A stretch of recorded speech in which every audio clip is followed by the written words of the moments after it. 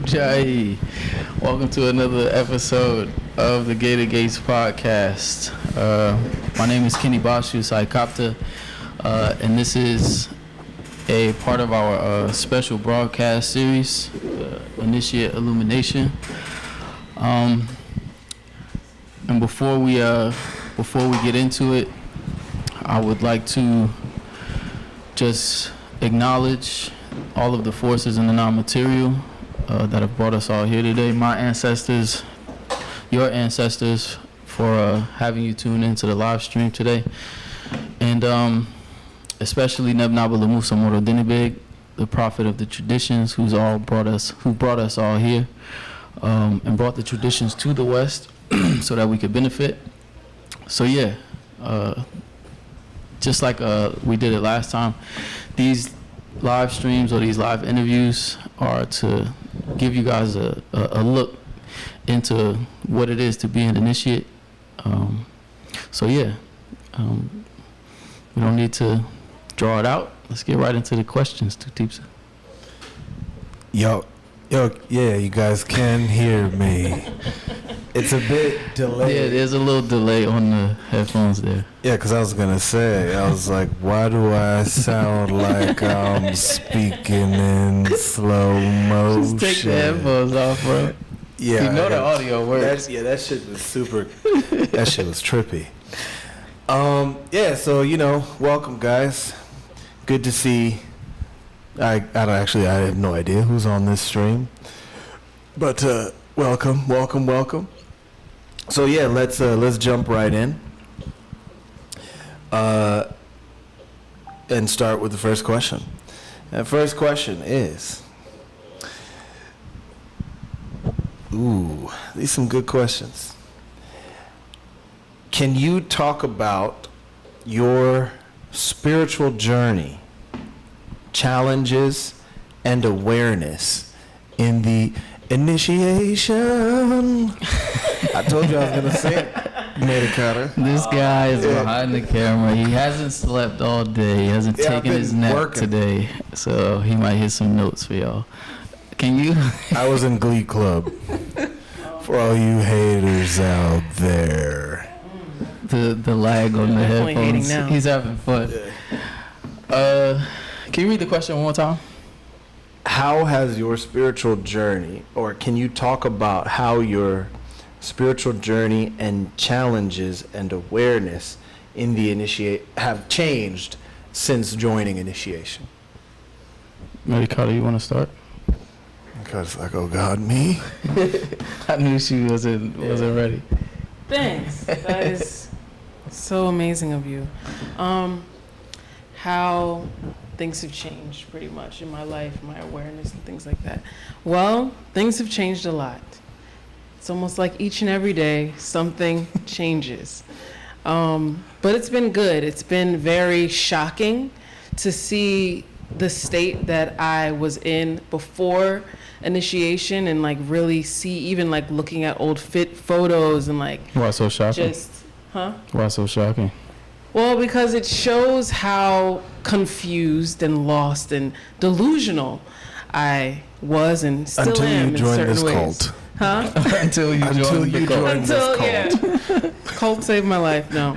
But no, it just shows how much of a lack there was, just in pretty much all areas of my life. And, when I was in that state, I had no idea. But now, like, with the awareness of just myself and, like, the awareness of different cultural things, different realities that are, always present, even in that time where I didn't see it, it's still working in my life. So knowing those things now, I see how oblivious I was and still am to a lot of different things that are realities. And as far as the awareness is concerned, it's so amazing how things open up once you learn just something so simple, something so fundamental, but something so simple, and how that kind of changes the way that you move, the way that you walk, the way that you talk, the way that you dress, the way that you interact with people, the goals that you have. So I mean, it's almost like a 360 or a 180 or just, I don't know. Oh, and by the So- way, this is the Saikaptah Generation. I ain't even introduced them. This is, you guys can introduce Who yourself. are you My name is guys? Kajizariman Saikaptah, and I'm a part of the second generation of New Jersey with these fine people beside me. The real question that everybody needs to know is, where did you get your tank top? My grandmother made it. Your grandmother made it? Yeah, she made it. Yeah. He's looking at me like the guy from Billy Madison that's gonna like add me to the list and then shoot me later. Don't be a menace list. Yeah, exactly. It's a nice shirt. It's a nice shirt. Thank you. Shout I'll out let to her Grandma. know. I'll let her know.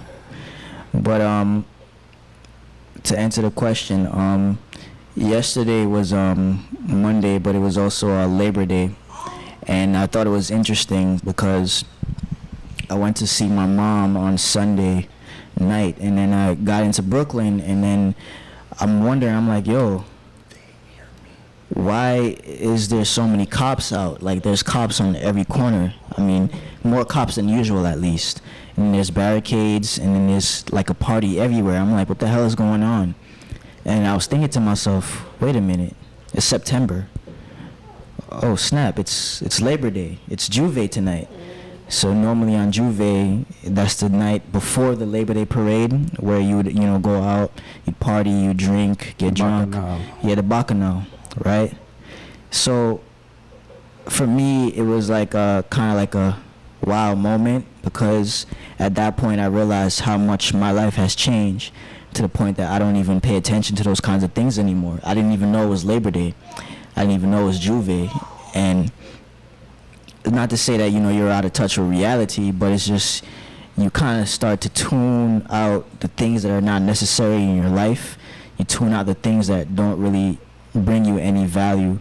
Because before initiation, I would have, definitely been at Juve till like 7 o'clock in the morning, then got something to eat, and went out to the Parkway until Climbing like on fat girls. yeah, climbing on fat girls, picking fat girls up, throwing them around, jumping off speaker Fat boxes. girls wouldn't be picking you up. No, actually, there was one time in a party that this lady I wasn't she trying tried to pull the pick me story up. out of him, but here he goes. Yeah. Yeah. Can you have to tie tell this it into when the you brought it question? up. How has it affected your awareness in terms I'm of getting to picking that. up fat women? I'm getting to that, but she brought at up fat Labor Day women. So parades. I'm getting to it. So the point I'm trying to make is that your awareness of life becomes different, because you stop looking at things that don't matter, and you start looking at the reality, and start looking at what about yourself do you need to improve, because you're so busy focusing on constantly trying to improve yourself, whether it be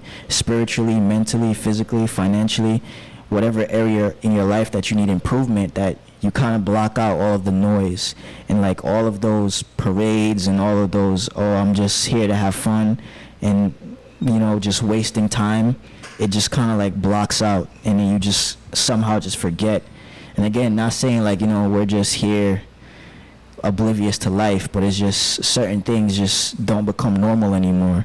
Like, it's just a shift, it's just a change. You become like a whole new person. Yeah, because I mean, like, even what you're saying with like normal things, like you, because of the principles that are a part of the M-Time education, it's like you begin to focus on things that are like natural rather than normal. Right. And then you start looking at all of the things that, like, I was driving around this morning and I'm like, yo, it's the first day of school. Yes, I did the same thing. I didn't even know that. I didn't even realize. Yeah, I was driving, working. I'm like, what the hell is going on? Then I realized, oh, snap. Oh, Right. school. School started. And then because I understand like a natural cycle that the M-Time education gave to me based on the Kemetic sidereal calendar, I'm like, wow, the fact that school starts even at this time every year It's interesting. is very interesting. Yeah. To lock, everybody in that, that vicious cycle of the, modern educational system. Mhm. It's very interesting that it starts off at this point in the year. Mhm. And Yeah, man, that piece on awareness is huge, because you really have taken your awareness to a completely different place when you start to focus on real natural principles that can help you to live a life that's based on something that's like real, rather than something that's like fabricated. So many people are on Instagram all day, TikTok, all of these, rap music, entertainment, all of that stuff is what people are so aware of, and it's a part of like the way that people want to live their lives and what they make themselves aware of now. But there's real things in life, like principles, real concepts that apply to your life and make your life what it is, and even make that sense of awareness like towards those, so to speak, like destructive things. Like there's principles that you learn in the MTOM education that give you an awareness of why that is even happening. It gives you like a focus, and that's the thing, because you can focus on anything, right? You can focus on something and not understand or know that what you're focusing on is actually leading you to a certain path, and that path is leading you to your own destruction.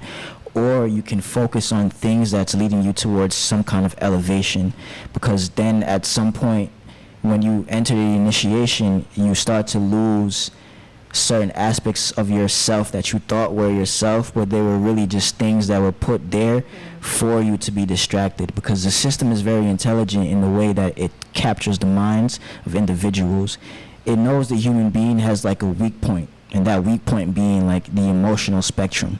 So it's like, hey, if I can allow them or give them this thing that just feeds their carnal needs, Yeah, then, what feels good. Yeah, what feels good, then they're up for anything. Then I could talk to them. I could go on a pulpit. That's what they call it, right? When the politicians go up there, Yeah. I go on a pulpit and I could spit things and say this and say that. They're already so used to being in that emotional spectrum that anything I say would just trigger those emotions. And then now I got them, and now I can just promise things, and then after I promise things, I don't deliver, and then then what?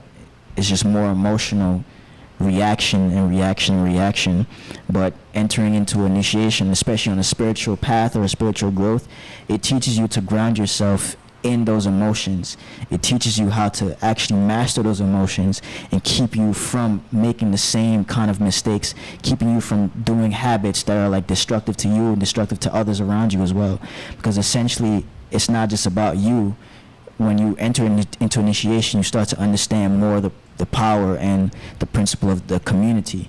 So you do everything you do, Right. everything you think Right. about is about how can I be of benefit to the community, how can I be of benefit to the world, how can I be of benefit to my family, whatever family looks like for you. Maybe it's just you and your children, maybe it's you and your mom and your dad, maybe it's you and your entire extended family.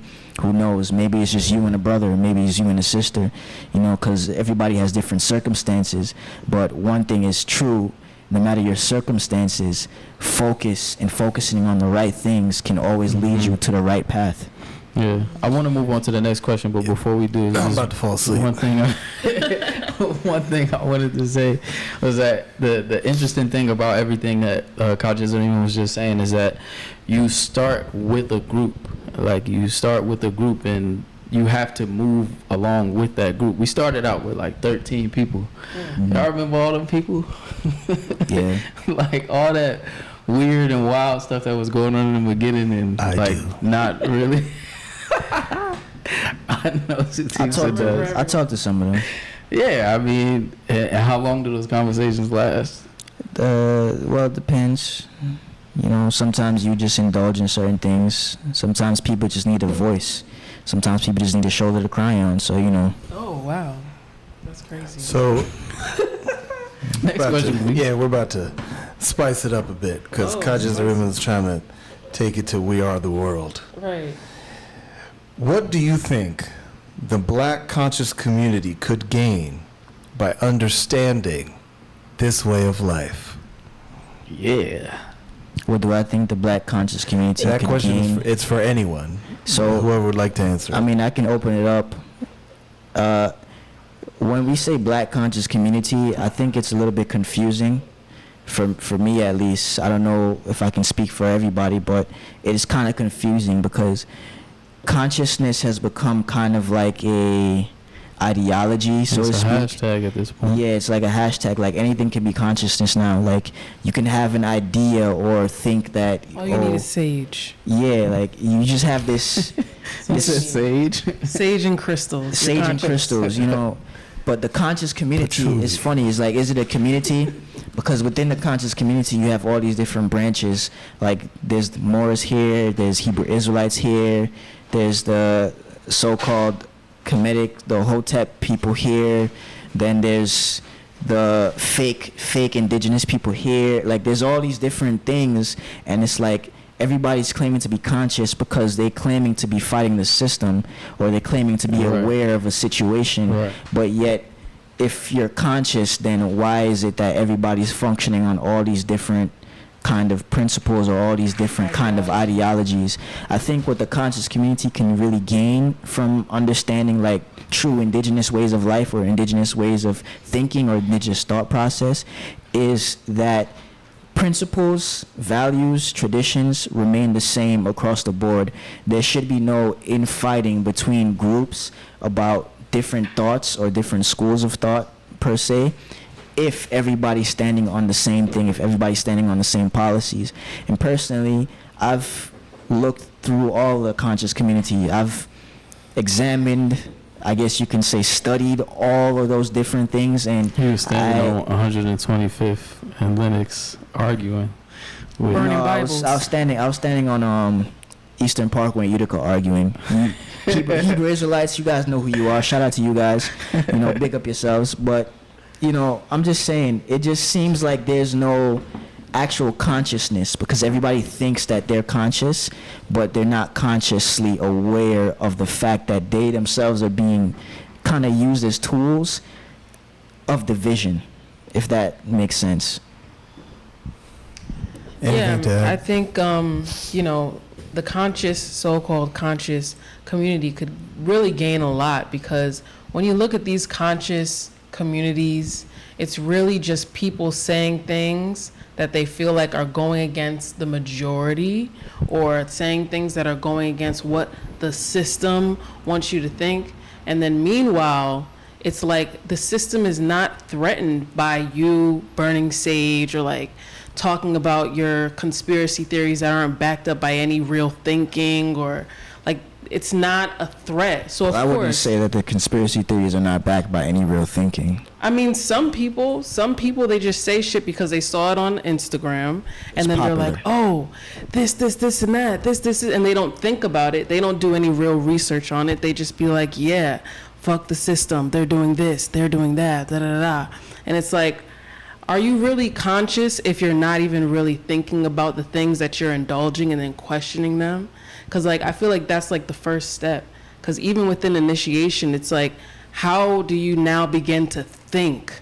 Because a lot of us think that we're like thinking and we're being logical and we're like breaking down things, but really we're just going towards the things that validate the way that we want to see the world, or the way that we feel like things should be. And then we want to look at things that validate that for us and then call that consciousness. Mm-hmm. But is that really consciousness? Because where is it even coming from? Where did that person get it from?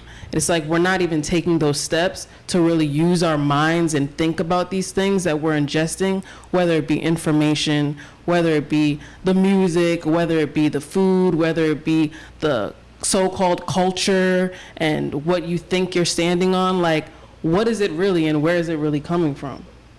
Well, the interesting thing to me about the Black conscious community is that it's even ran with that label, right?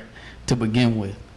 So they've run with this sense of being a community that is full of people with dark skin or some sort of dark people's blood Or in just their curly hair veins. and light skin. You know? And then Yeah, because niggas be red bone as hell. exactly. And then on top of that, right, you have this concept of being conscious or thinking, right? But the way that it's presented, or the window even to get into that community, is scholarship, technically, right? It's academia, because it all goes back to that same government. Sometimes, because sometimes it's not even scholarship. A lot of it is actually very pseudo in its like perspectives. But the pseudo comes from where? It's scholarship. Exactly. It's like just a subdivision of the same thing.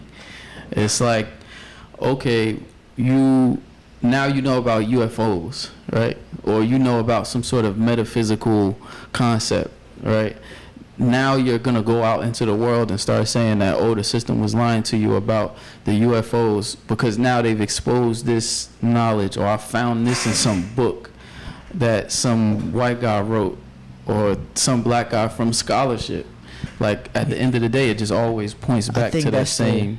What you just said is a very interesting key point. With the conscious community, another problem that's really prevalent in there is the fact that, again, it's scholarship. Exactly. But majority of the scholarship comes from the same people that they claim to be fighting against. Because if we're being honest, it's all white scholars that they get the books from. And then the black scholars that came afterwards were just researching whatever the white scholars put out. They're kind of regurgitating, but putting a black face onto it. Because it's not like they weren't white scholars who were pro-black or pro-African in like their thought process. Exactly. But it's still all scholarship, and it's coming from a place where they're not really indulging or involved in indigenous perspectives. It's all just colonial thoughts, or colonial opinions, or colonial understandings of an indigenous society. And to wrap it up, I really think, like, all right, so just to pose like maybe a suggestion to anybody that feels like they may fit that category of being in the black conscious community, whether it's, you know, people from the temple of whatever, right? Or, you know, any of these so-called Kemetic organizations that are out there, or, you know, so-called black conscious organizations that are out there. What about black intelligence? And the intelligence that has come from antiquity, right? Over years and years. What intelligence or consciousness, if you will, do you know trumps all of what you are getting from that academia or that scholarship that any of us could get from someone's studies of something that may be metaphysical, rather than like going to someone who actually, going to those indigenous people? Because if we boil it down, it's always the indigenous who actually understand all of these things with like a practical real life application, rather than it just being some rhetoric that you can spit and talk about something that's in a book. It's like real life. Like, you have to live that knowledge in real life for it to be knowledge. It's not just information. So the intelligence of it is really what matters. Who cares if you're conscious? You could be conscious. Who's to say that rocks aren't conscious? Who's to say that you being conscious, you can't just be like a leaf blowing in the wind and going where somebody else wants you to go? So figure out the intelligence. Science says that. Based on what Kenny Basha just said, some people are going to be trying to unlock the consciousness in their crystals tonight. Oh, yeah. We have a message. That's the point. Not a message. We have a question from Instagram Live from one of the viewers. Shout out to Jocelyn. That's Jocelyn in Northern California. Are you gonna sing her name, Tutipsa? Huh? Can you sing her name? It's a big shout out. I don't just sing just because. Yeah, just because people ask me to sing, I sing when I won't. Feel it in your spirit. But her question was, are we getting any closer to opening a temple in California? Yeah. Yes. The short answer is yes. We actually just did a tour, even like the past year or so. We've been going to Cali, setting up shop. So yes, in this year, 423, we will be, it'll be coming Two Teeps are sending signals. I don't know what he's doing, but September. The new year starts September 11th. the new year 423 starts September 11th, and yes, the California temple will be coming soon. So keep your eyes peeled. You know, sign up for the newsletter if you need to. Call us if you want. We can get you that information if you need, Jocelyn. Matthew Ruta had a comment. Well, first and foremost, Matthew Ruta said he has to go pick up his mom. So he'll be driving and listening. Shout out to Matthew Ruta's mom. great, Matthew. Matt, you're So dedicated. Yeah, so dedicated. Take He's like, care just of so you mama. guys know, I gotta go pick up my mom. Matt's like sending us reports. Yeah, exactly. Sorry for my absence. Exactly. Driving my mom. And they're expecting me I and all won't my be on the questions. clock. Sorry, guys.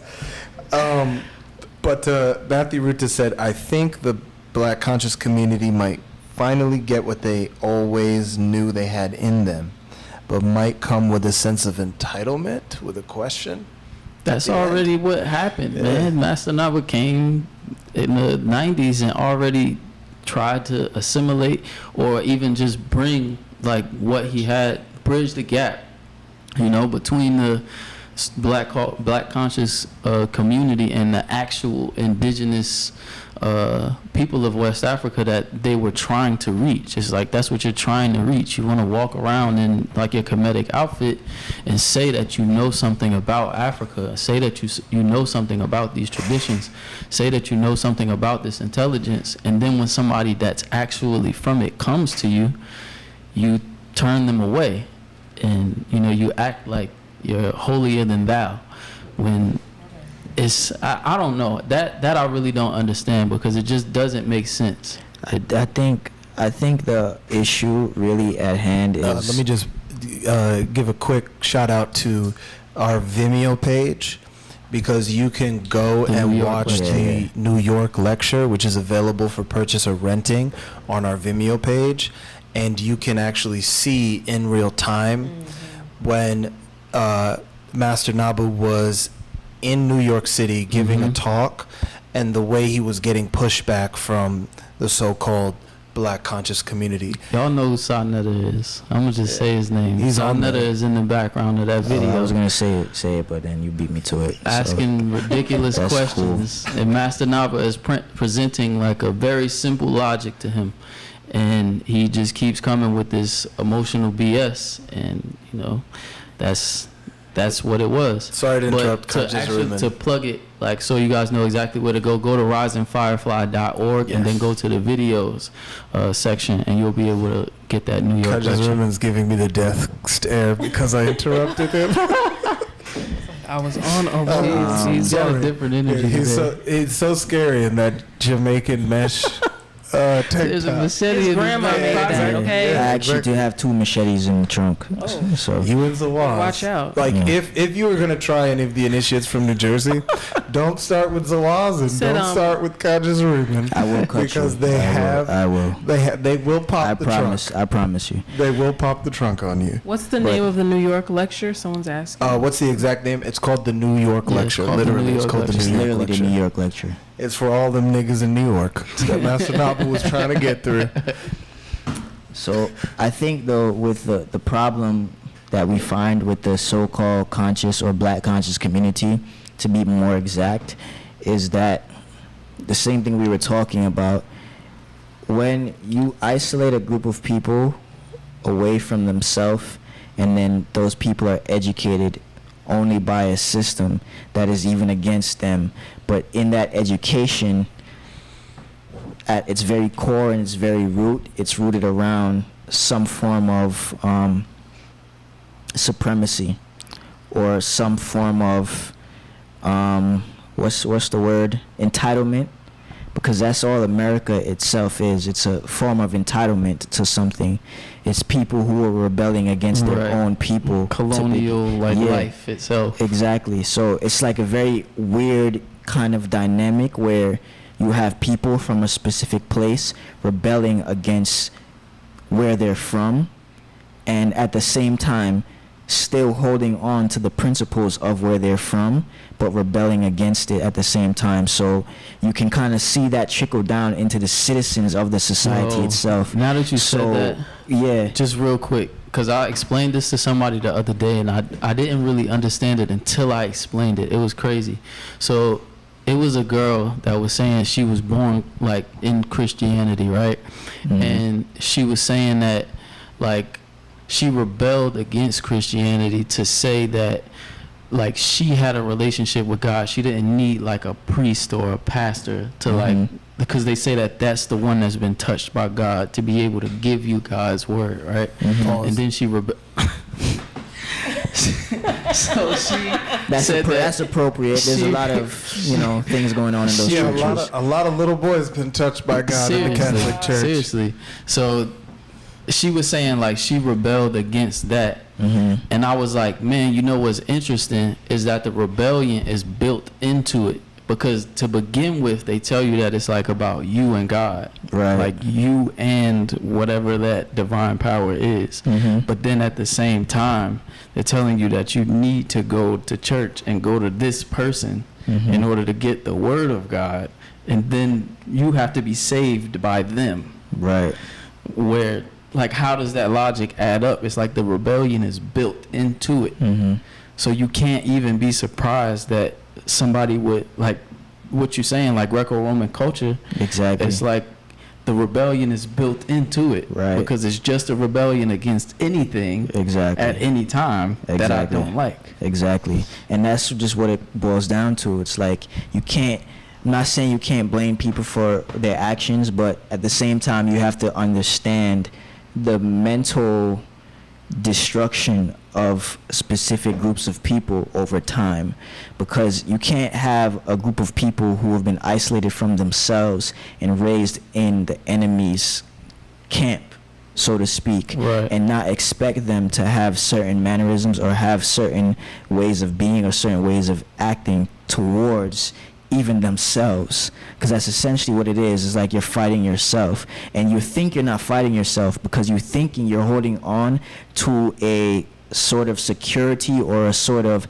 specific identity in a specific place, but really what's happened is that specific place has taken away your identity and given you a completely new one, and then told you that's what you need to be proud of. Exactly. And you don't really realize that's what's happening, because in some form or some way you're even taught to be proud of your own colonialism. You're taught to be proud of your slavery. Exactly. Because to be a slave is really to put somebody in a state of victimhood, and to put somebody in a state of victimhood is to even put them in a state of Stockholm syndrome. No, for real. That's just what it is. Like, if we're being honest, we're in love with our colonizer. We say we're not, but we act and function like we are. And then when somebody points that out, you get triggered by it. You get upset.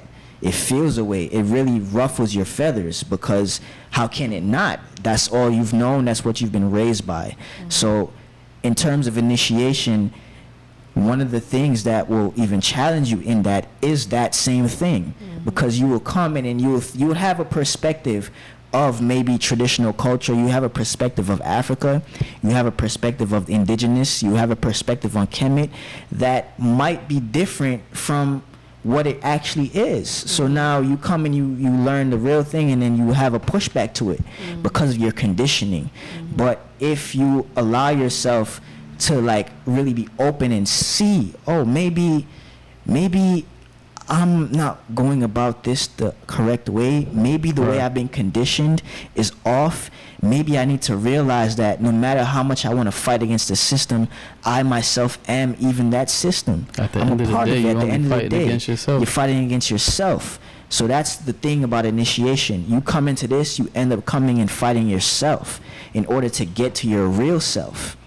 And that's the thing that really, is a problem for, people coming into this. But at the end of it, it's a beautiful thing if you can get past that hump. There's a phenomenal follow-up question. It's not a follow-up question, but it is a good question to follow up on what the tangent that you guys have just begun on. And the question is from our most dedicated and loyal viewer, Matthew Ruta. While driving? How does Matt, being make a new account so I know, that it yeah, looks like, like, just make a somebody burner. else is asking make a questions. burner and then just ask all your questions from the burner, and then we'll be like, man, this person's so dedicated. And Matt, you can just talk to yourself. It'll be you talking to the burner account. The question is how does being an initiate change the world in the grand scheme of things? We're talking a lot about how it changes the initiate and the ego, but what about everything else? That's a good question. Well, you know, Michael Jackson said it. The man in the mirror. You know, if you really want to make a change, you got to start with yourself. And it sounds corny. We wanna It sounds like, build up. oh, Michael Jackson just said it. But honestly, If we Like- had that Michael Jackson sound, it'd be we would Oh. hit it right now. right. But, you know, Michael Jackson's my uncle, so you know I got to shout him out every chance that I can get. No, he's not your But- uncle. Yeah. Nobody knew that. Don't misrepresent Yeah, but- yourself. But, you know, it's so Not her true. uncle. And it doesn't sound as big as like saving the world, right? But really what we have to understand is that like the culture that we're coming from, the indigenous culture and the cultures of humanity, everyone was focused on themselves. That's what made it so big. That's what made it so grand. That's what made it work. Is that people were focused on bringing themselves up to a certain level. They were focused on their ancestors. They were focused on what their bloodline specialty was. They were focusing on doing what they did. What's a It- bloodline specialty? So really, Question from the audience. That's from me asking you guys. Clear it up for the audience. Because the thing is you could say a bloodline specialty, but then what are we talking about? well, you know, everyone comes with something, right? You might look at yourself and you're like, oh, wow, I kind of just naturally am good at this thing, or I just kind of have this inclination to go towards certain things, or maybe someone has to work very hard at something that maybe I don't have to work as hard to do, Like being like being mean? a hater, Like being a hater? you know, So and meaning like your those. ancestors had a bloodline Scrutiny. specialty Exactly. of being haters? Yes, that's exactly what it is. But no, and some people might say, oh, it's my moon sign and my sun rising, or whatever they want to call it. But really what it is whatever your family has come to do, whatever vow they have come to say, this is what I'm going to contribute to the world. You know, so whatever energy that you're getting in life is most likely, if you're doing the thing that you're supposed to be doing, it's going to push you in the direction to succeed, because it's like you're feeding into whatever you said you were going to do, and therefore you're feeding into the harmonization of Earth, of the world, of humanity. You know, so She it's like just, if like- you're she's trying to drop a bomb right now. okay. Yeah. Well, I'm like, if So you're- could drop the bomb on sound. On Damn, sound you're board. gonna- Don't hit the Indian one. But yeah, it's pretty much just like whatever it is that you came to do. You could even, you know, chalk it down to like your purpose. But it's not something that you just make up. It's something that your forefathers did. It's something that was passed down. And that's like a huge part of the tradition that we're missing. And even back in the day when even we were like maybe, you know, slaves or whatever, we had more of that, because you would just do what your father did, or the daughter would just do what their mother did, and they would just do it like that, keep it simple. But now things are like Wait, you saying that changing. we were in slavery and like saying that slavery back- was all we could do, so No. people just did what their daddies did? All right. I'm to be a What sharecropper I'm because of my saying daddy was a is back in sharecropper. the day, back in the Yeah, day you when we gotta were give- you still, gotta give a context when we were there. still holding certain principles, when we were This still is why holding everyone certain hates values, us. when we were still holding certain values back in the day. Uh-huh. When's We the would day? Is the day slavery? Let me say this. Y'all, I'm asking. Hold on. You Let gotta me clear let me Y'all just say not- this. Let me say this. The real People, lives of the Saikaptahs is coming out. People. this is what the they do. real- They this always is the gang real- up on me. This is the No, real I'm only version of asking the initiates we've been question, trying yo. to show you guys. For real. Let's just rewind the clock a little And bit. before we go any further, Matthew It's so Ruto hot wants in you to here. know that tank is beautiful, and all the stores are trying to recreate that style. Thank you, Matthew. Matt knows. Thank you. Yeah, Matt knows. He's always bringing You're the light to absolutely the correct. situation. Absolutely correct. But let me try to like Y'all know what I'm trying to answer say. Matthew's question, right? I think the thing is this: the world is made of people. You can't have the world without people. That's the most profound Right. statement we've heard all night. Thank you. Thank you. Thank you, sir. Now, if the world is made of people, then it has to be people who actually are the ones to dictate how the world goes. Now, if Kenibashu was one way, and then he comes and he learns principles and he changes. If I was one way, I learn principles and I change. If she was one way, she learns principles and she changes. Essentially what we've done is we've changed the world, because the world is made of people, and people are what make a difference. So in making a difference in yourself is how you make a difference in the world. And that even trickles down into generations, because as he has children, I have children, she has children, or they have children together. As they have children and I have more children, then as I grow and I learn, then my children, they grow and they learn, because I'm going to instill certain things in them. And then they have children, and their children's children have children, and it's so on and so on and so on. And before you know it, you've populated an entire region or an entire place of people who are changing, people who are looking to do something different, people who are looking to do something that's in alignment with nature. People are living by principles, natural principles given to us by nature, given to us by the gods. Because at the end of the day, that's what really makes a difference. It's how you can change yourself. It's how much you can focus on yourself. It's the things you can do in order to make the change for yourself that will make the change for the world. Because it's you putting that out there that will be the example for other people.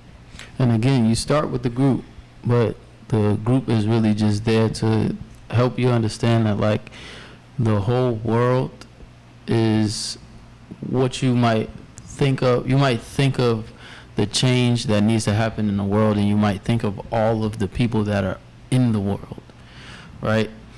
And that's why some people will go the route of saying, like, I don't want to have children because I don't want to bring them into this kind of world. Whereas coming from a indigenous perspective, you understand, like, okay, it's me, it's on me. Like, Master Naba didn't, he was just like, okay, bet, like, I see this, and I know that, you know, these traditions can take me to a certain place. This is what my fathers and forefathers have been doing, so I'm going to do this and do it to the best of my ability, and look at what he did. It's like, that's the kind of understanding of the goal of a human being searching for quality, like, within the self. And that's like another big tenet of initiation itself. It's like the personal quality based on those natural principles. How do you fit into those natural principles, and how can you bring what, you know, because you guys were speaking on it a lot, like, how can you bring what the earth itself is, like, projecting? Where is this world going, and what does it need, and how can you provide that to this world, rather than waiting for someone else or the whole world to provide it to you? All right, so Let me take these headphones off because you speaking in slow motion again. freaks me out. There's been some support in the chat for you, Lady Kata. What support? Authentic barbers would like you gentlemen to know to let grandma speak. See? No, hey, Hatika, I wasn't trying to cut her off. I asked her to They clear did it cut up. me off. Wasn't trying to, and what you did is two different things. Do you still want to clear up this slavery It's thing? okay. You know, people, if you don't like it, you know, you don't like it. If you do, if you get it, you get it. If I you think don't, what you she was trying to say is that everybody has a history, and that history has an origin. So with humanity and people, we all have a specific specialty or things that we come with. Like, you ever meet, like, a kid on the playground, and this kid is just good at dancing for no reason, and then you're sucky Are you at talking about yourself? it? I am talking about himself. myself. I am. He's I was talking that about kid. himself. The one that was good You're at like, dancing the for only no thing reason. I was good at growing up was dancing. I was good at many things, actually. Many You things. didn't talk about anything else. But But that's it's just one smart. example. One example at a time. Hear the headphones. But the point I'm making is this: you will find in the world that individuals have a knack for things.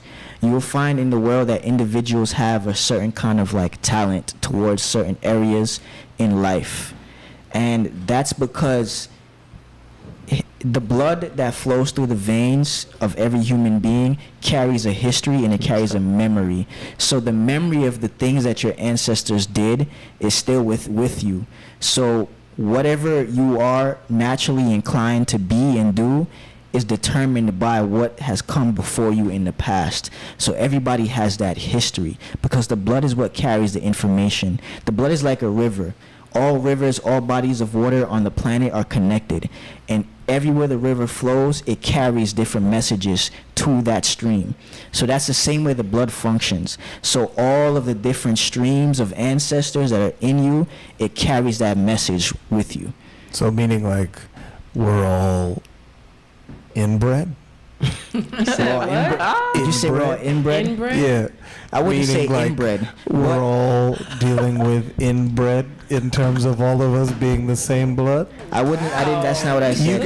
Don't twist what I Took that said. to a really weird Don't place. twist what I said. I you said were about all to the land. rivers We were are about to connected land at some safely, point. and then we lost the landing gear before the plane landed.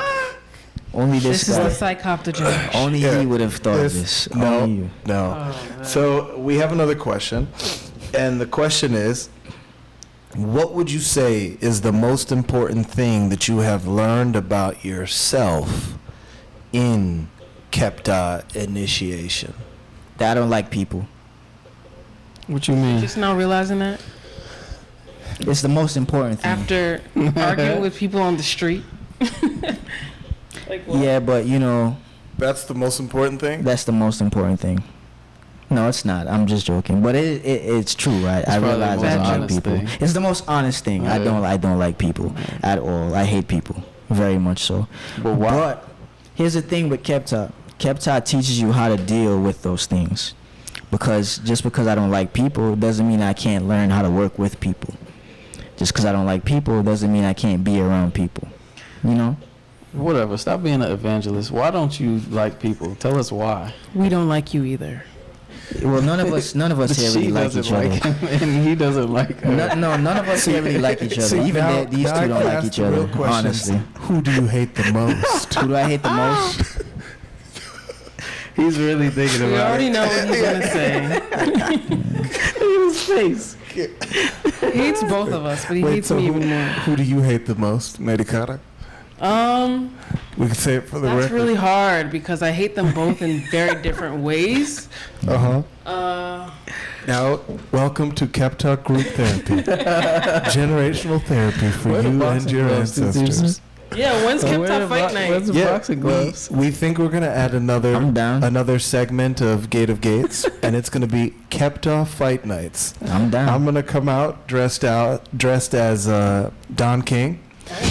And I will be Don King, and I will be promoting That's amazing. intergenerational and intra-generational fights, Kemetah Fight Nights. That'd be Coming awesome. to a temple near you, pay-per-view only. Whatever, man. Yeah. What do you think, Medicata? Let me just wait before she talks. Let me just be for real with the real answer. That was an honest answer, but let me give you the real answer. I think the most important thing that I've learned about myself since coming into Kemetah is actually like who myself is. What I mean by that is I've learned who my father is, who his father is, essentially what my ancestors are, where they're coming from, and what they come with. Relating it to what we were talking about before in terms of what are those specialties that are in the blood, what are those things that come with you. And I think that's important because for a lot of people in society today, people are searching for a purpose. People are searching for something that they can kind of latch themselves onto, that they can call them like their own. But what can be your own if not your own blood? So you learn, really what I've learned, and I'm sure what many other people have learned, is who they are because they've learned their history and they've learned their past. So there's nothing that can beat that. There's nothing that can overcome that. Once you know that, then you can know where you're going. Because knowing who you were, knowing what's behind you is what's going to allow you to move forward in life. So I've been told that if I do this, you guys think it means Shut it down. wrap it up. No, he thinks that. But We all think if it. I do this, it just means we got to get like He's going like pick up this the pace behind the camera. so that we can get to the next question, because someone means that's- said that we got to wrap this up in an hour. It shouldn't be more than an hour. I'm not going to say who. She's on camera. But someone said it. She's Medicata, you want to take a swing at that question? The question was, what about What's the most important thing about yourself that you've learned? the most important thing about myself that I've learned? Well, there's a lot of things. The most important thing that I've learned is that, like my brother helped me realize that I'm full of shit. And I'll say Yeah, I'm it's full true. of shit It's true. because it's like It's true. I know. I told her that. It's true. It's something that I'm really That's what he beginning to reiterates. realize. But you know, when we're in initiation, it's a like cult. everything around you is almost like a mirror, but not like a mirror that's like warped. It's like a mirror that's like mad accurate, and even you looking at it, you're like, that ain't me. What they talking about? They don't understand. They don't know shit. But it's like in this initiation, within these temples, it's not necessarily the person that's reflecting something back at you, right? It's like whatever is in here and whatever we do here within our initiation and within these temples, it's like, it's almost like it forces you to come out of certain, it forces you to come out of those degenerative parts of yourself, or the parts of you that just aren't you, the parts of you that just aren't working, and they're not aligned with whatever you say you want or whatever questions you're asking to kind of get to another level. It's like, okay, you want to know this? Well, here it is. Take it or leave it. Because a lot of the time we look at spirituality and we be like, it looks like this, it looks like that. But really, it's not something that's going to feel good. It's not something that's going to taste good. It's not something that's going to make you want to keep going. It's like you have to fight and fight and fight.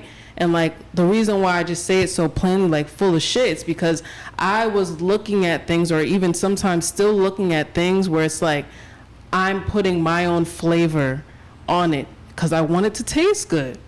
I want to add a little extra salt so that it's more palatable for me. Shout out to Zawaz putting barbecue sauce on everything. Everything. You know, so yeah, it's like And putting barbecue ketchup. sauce on everything. And it's ketchup. like And ketchup. and ketchup. And then you end up doing that shit. You got a good meal, put barbecue sauce in it, and now you're full of shit. You know? So That got started so fast. Very yeah, digestive. You're still full of shit. I'm still full of shit, but you know, I'm working on it. Yeah, she's like working 3/4 on it. full these days. I'm working on it. We're gonna move to the next question. We have a question from Redtail11, and the question is, why do Africans in the Americas choose to look to ancient Kemet rather than West African traditions that are alive and thriving? Is it internal shame of their sub-Saharan West African ancestry? Oh, Wow. Dun dun dun. That's a very good question. that's a good question. Well, I'll be very short and simple, and I'll say that whatever you think of as ancient Kemet, or whatever culture you think of as ancient, is alive. And it is in those West African regions. There were migrations that happened from what we know as ancient Egypt here in the West. But even that concept of Egypt, it can't be found in the Kemetic archives. It can't be found on those pyramid walls. That word Egypt doesn't exist. The real concept is something that you learn in the M-Tom initiation called Hejta. And it's not necessarily a physical territory. It's something that you strive towards. And because it's something that you strive towards, you can find that all over the world.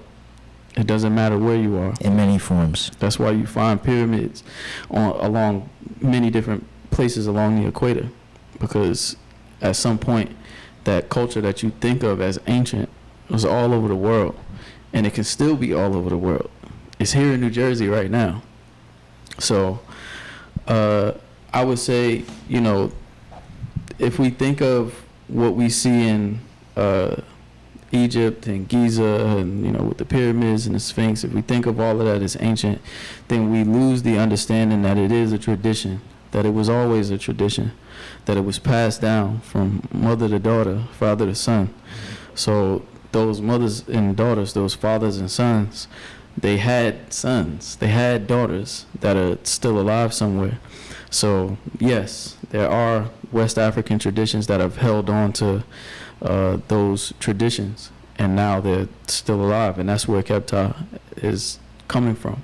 It's a continuation of what we know came from that region in the Nile Valley. So I'm going to start off by saying absolutely yes. Absolutely yes. People are ashamed of their West African heritage. People are absolutely ashamed and think that Why? African society is less than any other society on the planet. People don't like themselves. People are fighting against themselves and fighting their ancestors and their spirits every single day. And again, it's because the colonial society has done a very good job at keeping you away from the origins of humanity. Colonial society has done a very good job at brainwashing even those very same people's descendants away from their origins. And just to piggyback off of what my brother was saying, when you look at societies like West Africa, most people don't think that it has value because of how the system and colonialism has basically done West Africa. And what you find with most Africans in America, I like the way you said that. You didn't even say Black Americans, you said Africans in America. The way you said that, I like that. And what you find with most of those people who look to Kemet, they're looking to Kemet because it seems shiny. It seems like the thing that is like majestic. It seems like the thing that is not downplayed, as opposed to how Africa, like the western side, even the eastern side, the central side, not so much the southern side, but those areas, it looks more shiny than what is being portrayed in today's modern world. But what most people don't understand is that that shiny thing is the foundation of all those other so-called tribes or ethnic groups, whatever you want to call it. That's the foundation. And it's just a lack of knowledge. It's ignorance. Not knowing and not understanding that those cultures are founded and built upon the same principles, the same values, the same divinities, the same gods, the same deities, maybe spoken in a different language, so-called language, or a different dialect, or maybe spoken in a different name so you don't recognize it because that's the way the culture is.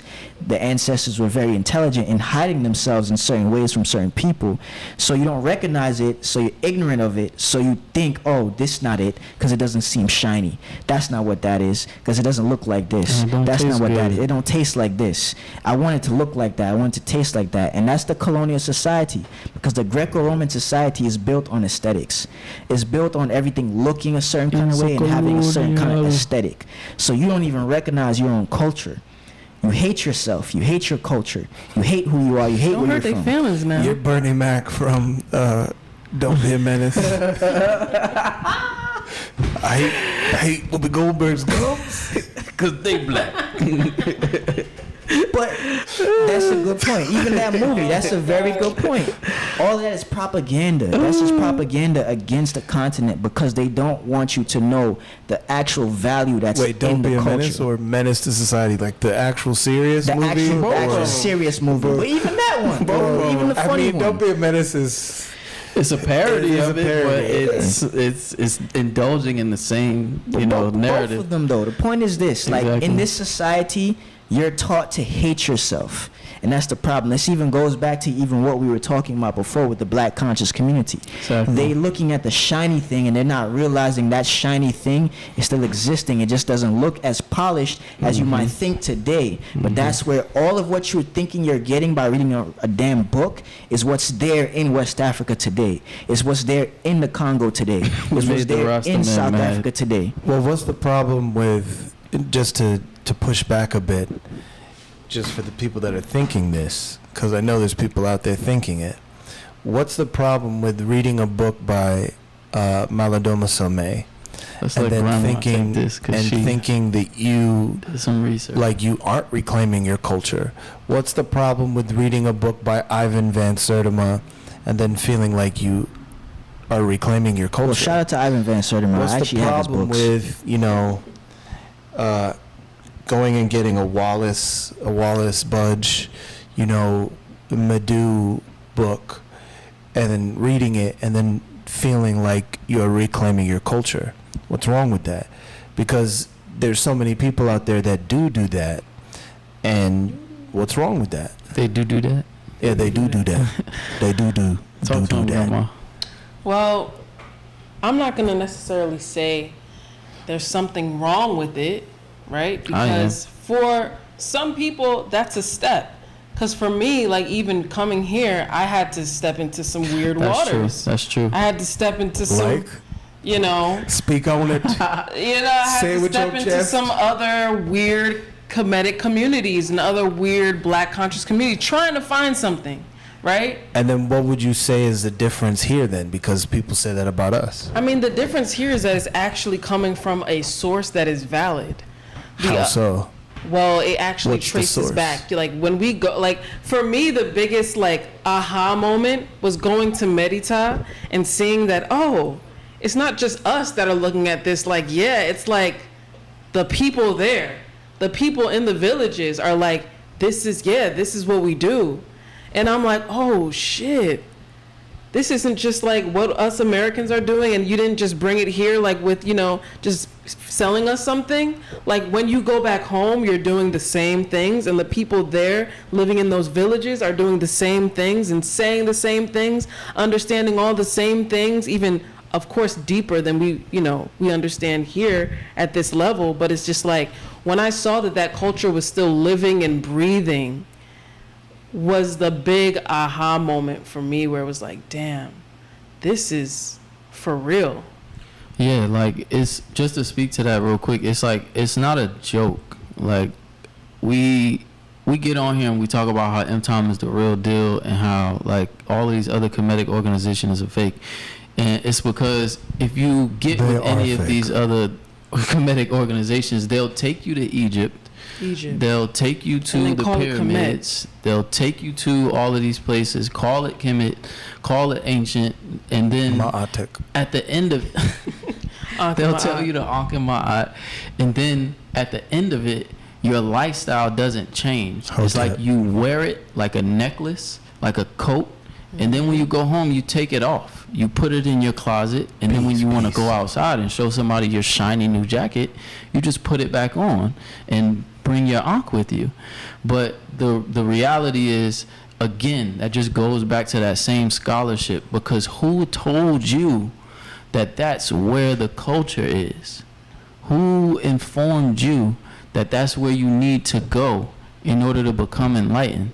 Who told you that going and staring at the pyramids for 3 hours with a group of 200 people is going to make you a better person? It's going to teach you some actual principles and values about life that can help you to change? No, it's a lifestyle that helps you to change your life.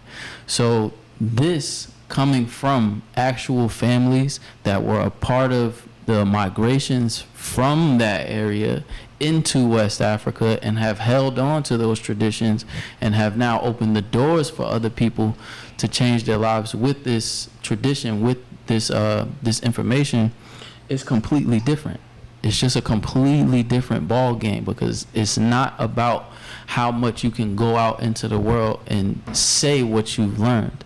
It's about actually changing yourself, because if you don't, life itself, the earth itself, your ancestors will literally move you out the way and pick somebody else. Like, Message. Well, I mean, just to add on to that, it's really, it's simple. It's just I'm not gonna knock anyone who has an Ivan Van Sertima book or a Wallace Budge book on Medu, because at the end of the day, I started there. But the problem becomes, you start there, but then you can't allow yourself to end there. It's like, what's the point of learning any of that, or what's the point of studying any of that if you're just studying it as an intellectual exercise? And then if the actual people come to you, you like, nah, No, what's the point? this is what this means. Like, Yeah, it's like you can't make it a kind of like a ideological thing. It's like a living thing. And But if you are looking for the ideological thing, you can go to like the Temple of Anu, the Shrine of Maat, Baba Heru, the Baba Heru, the Nuwapians. You can go to all of them because they strictly deal with the intellectual aspect, and they have no real connection to the real culture that's still alive and thriving. Thank you for finishing my point. Oh, that was your point? I didn't know that was your point. But yeah, it's already been said, you know, that's the... I'm gonna wake up with again, Kadja's Riemann standing over my bed with a machete and being like, You Bumbo! finished my point. now this point will be your finish. Exactly. Like, wake up chopped in half. Like, oh no, where's my legs? Kadja's Riemann's like, now you want to hear my point?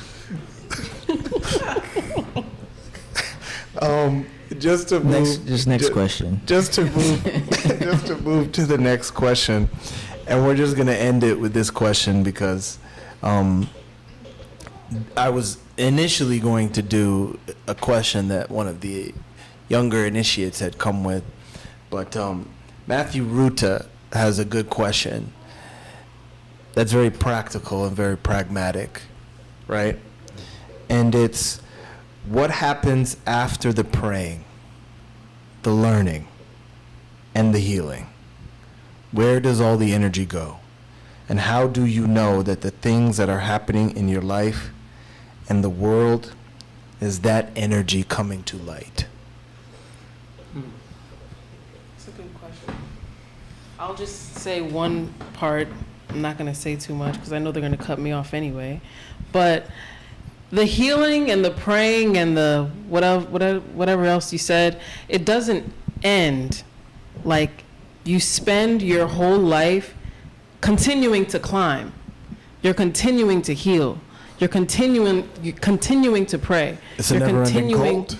It's an individual thing. Like, it's not like, oh, the Earth Center and we're gonna, read our books and we're gonna do events. Like, no, like, that's a part of the work, but the real work is with you.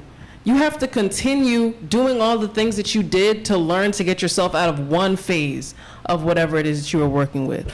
Because even people that are born into this, they still have to continue doing the same thing. Tell them. But even us, in our situation, it's even worse. So it's like, what makes us think that, oh, we graduate from one level of our initiation and we don't have to pray anymore? Sorry. She said, I told you 1 hour. Not more than an hour and 1 minute. She said, what do you... we got She you, was the Grandma. one that said 1 hour. We got you, And Grandma. if you guys want to know how she said that, that's only an initiation. Yeah. Yeah. We're not going to reveal that on camera. But finish your Speak point, to Medicata. babies. Finish No, your that point. was just what I wanted to say. So, the thing is this: when you look at nature, you see there's like seasons, there's cycles. There's summer, there's winter, there's spring, there's fall, and all of these things happen in a specific kind of alignment. Now, when it comes to the human being is a creature that has to fit into those kind of alignments. And if you're trying to fit into those alignments, then it takes some kind of effort or some kind of work. If it snows right now, we live in the modern day time, so I have to go and shovel the snow to get my car out, right? Now, that's a continuous thing. Like, what happens if I stop shoveling the snow to get the car out? Then I won't be able to go anywhere. I won't have any movement towards something. And it's kind of the same thing when it comes to like the healing, because it's not like you're not going out into the world and germs are not a thing. Like, you're not getting attacked by all these different things out there. So it's a continuous thing where you always have to work on yourself. And I think that's the specific glory that had Kemet at its height. It was about continuously working on yourself. It's about knowing that there's seasons, there's cycles, there's nature, there's things that are going to come and test a human being, because a human being is just a human being. So you have to learn to fight with yourself constantly, daily. Like every day you get up is a fight. Every day you get up is work. Every day you get up is a challenge. So all of these things, it never stops. You just continue to grow. And it becomes harder because the more you have to do it, is the more challenging it becomes. So if you can continue to do that every single day for the next 10 years, 20 years, 30 years, 40 years, that's what's going to show if you're actually being true to it or not. It's not about, they hurt my feelings. Oh, they colonized me. They took my name away. I was a slave at one point. I'm hurt. And now they owe me something. Oh, look, I got my spiritual name now. Everything is okay.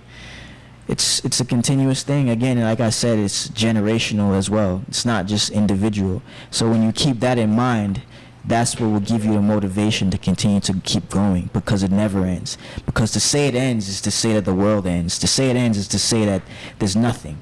And there's no such thing as nothing. There's no such thing as emptiness. There's always something. To even that concept that there is nothing doesn't even make sense, because you're saying there is. So nothing has to be something. Right. Yeah, it's a very interesting question, Matt, but it you know you're my guy, Matt, and I'm not trying to, call you out or nothing like that. It's just a question that even I would have asked, before I started this initiation. And it points out the fact that within the modern ideologies that we have, we seek an end. And that end must be met within, like, this life that you're living. You want to see the end of your work. You want to see the goal of your work be completed, like, within this lifetime. But when you come into something that's natural, right, you know that a tree, like, the purpose of a tree being there is to grow, is to drop those seeds, and for more trees to grow.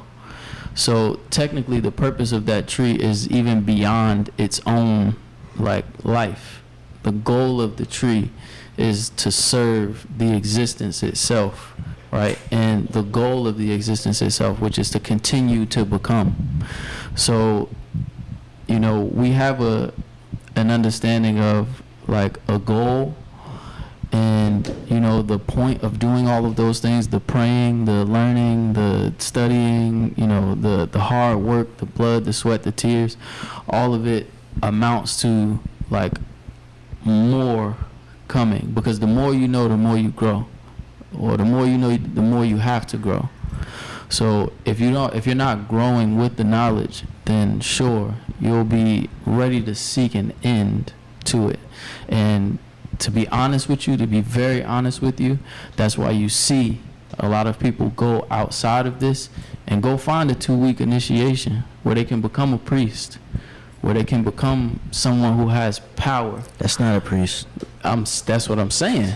The only priest in this room right now is No, the one he's that not. said that that's Don't not do a it. priest. Don't do it. But yeah, in all serious, man. In all seriousness, it's like, That's how he knows that that's not a priest. we just have an understanding that life continues. That goal is beyond you yourself. It touches a little bit on reincarnation, which is something that, if you want to learn about, you can come to our open registration period, which is over the next 3 weeks. Sunday at 11 a.m. 11 a.m. 11 a.m. I said p.m. 11 a.m. 1506 Anderson Avenue. Pull up if you really are about that life, and you really are trying to be that change that you wish to see within the world, because nobody else is going to do it for you. You come here, we're not even going to do it for you. You're going to have to do it for yourself. You're going to have to step up to the plate and make sure that your ancestors can count on you, that you can count on yourself to really show that change. So, We have the doors of initiation opening up in many of our locations worldwide. I would put that on the camera, but normally the guy that does that is in front of the camera. So I'm just gonna say, check out our Instagram page, and you'll be able to see when each location is opening up the doors of initiation. And, check it out. There's so many ways you can get involved. Initiation is not the only way in which you can get involved. And, Kenny Basha will take us out. This has been another episode of the Gator Gates podcast. We appreciate you all for tuning in. Again, if you are interested in the initiation, he's doing this behind. I can't hear you, bro. Orientation. Continue to tune in. Orientation is going to be this coming Sunday at 11 a.m. But over the next 3 weeks, you can come and sit in on classes, and 4 weeks. even the week after that as well. You can come sit in on classes and really learn what this is about, because I swear, when I was in those first 3 classes, I was like, okay, you got it. There is no denying what those first 3 weeks can break, within a human being that is full of shit. So It's when we start the cult brainwashing. It's in the first 3 weeks. Exactly. Once we have you, there's no escape. Again, please come out if you are interested. But yeah, like I said, this has been another episode of the Gator Gates podcast. Appreciate you for tuning in. Idiot.